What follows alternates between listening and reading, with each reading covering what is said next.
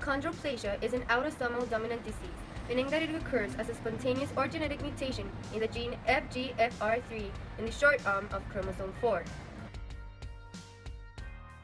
Achondroplasia can also be known as dwarfism, where symptoms include large head, prominent forehead, abnormally large brain, a maximum height of 120 centimeters, short limbs and feet, flat nasal bridge, prominent abdomen and bottom, and a short hand-treated finger.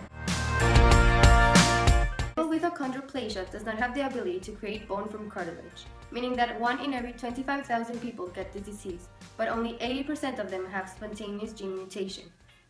In cases where achondroplasia was a sudden mutation, it is believed that it was spontaneous due to the old age of the father.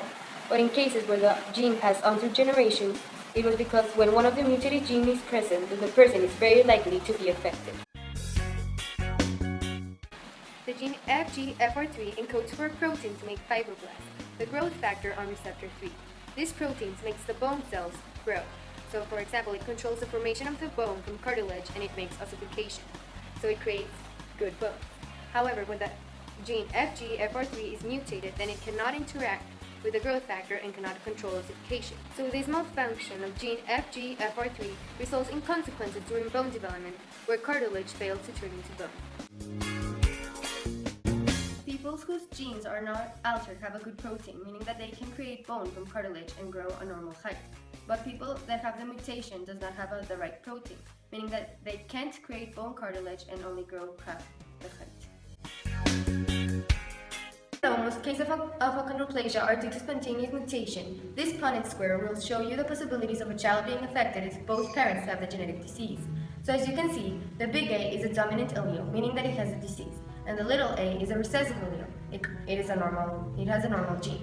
So if you don't know what a dominant is, a dominant gene overpowers a recessive gene. So in this Punnett square, we can see that in one genotype we have the two A's. This means that the child is most likely to die. In the other two, we have a big A and a little a. And this too means that the child will live with achondroplasia. And then we have a genotype with two little a's, meaning that the child will not be affected. So at the very end, the child has 25% of chance of living, 25% chance of dying, or 50% chance of living with achondroplasia. In this Punnett square, only one parent has a genetic mutation and the other one doesn't. So as we can see, in two of the genotypes, we have a big A and a little a, meaning that the child is going to get achondroplasia.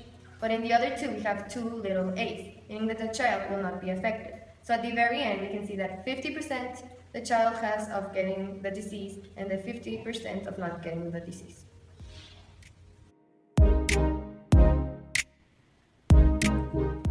So all the cells in Joseph's body contain the genetic mutation. This is due to the process of mitosis, because when the chromosomes replicate, the genetic mutation of chromosome 4 also replicates.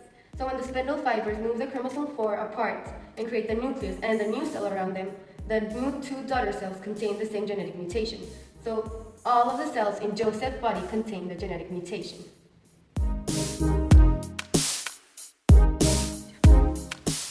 So as we know, Joseph has achondroplasia, and there are two scenarios in order for that outcome. So the first scenario is that both of the parents have the genetic mutation. So let's believe that these are Joseph's parents, Troy and Gabriella, and they both have achondroplasia. So in order to have a sperm, Troy's chromosomes duplicate into 92. So there are two chromosome 4, one with a genetic mutation and one who doesn't. So then the cell is divided into two and have created two new cells with 46 chromosomes each, one containing the mutation and the other one doesn't. So then these two new cells divide again, each one into two. So we have 4 new cells, 2 of them containing the genetic mutation and 2 of them don't. So then later on, these 4 cells transform into a sperm. So at the very end, only half of the sperms of Troy contain the genetic mutation. So in the case for Gabriella, who also has achondroplasia, in order for her to create an ovum or egg, Gabriella's cell repeats the same process that the cell of Troy did.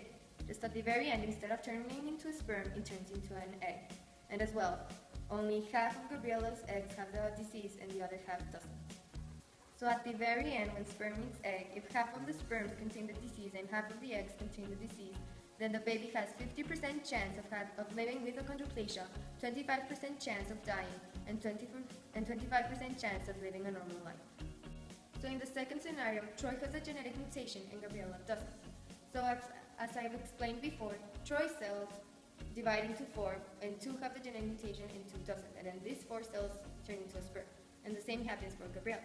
Just at the very end, because only Troy has a mutation and Gabriella doesn't, the baby has 50% chance of getting the mutation and 50% chance of living a normal life.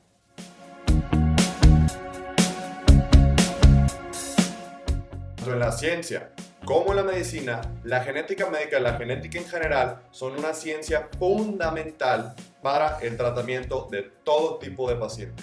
¿Por qué es importante o por qué le damos tanta importancia a la genética? Bueno, si tenemos un paciente con achondroplasia, con síndrome de Down, con neurofibromatosis o cualquier tipo de padecimiento, si lo tenemos presente en la línea familiar, en los hermanos, en los papás, en los abuelos o en cualquier antecedente heredofamiliar, eso predispone a nuestro paciente a padecer la misma patología. Entonces, la ciencia de la genética y todos sus conocimientos y fundamentos nos ayudan a diagnosticar al paciente y proporcionarle una mejor calidad de vida.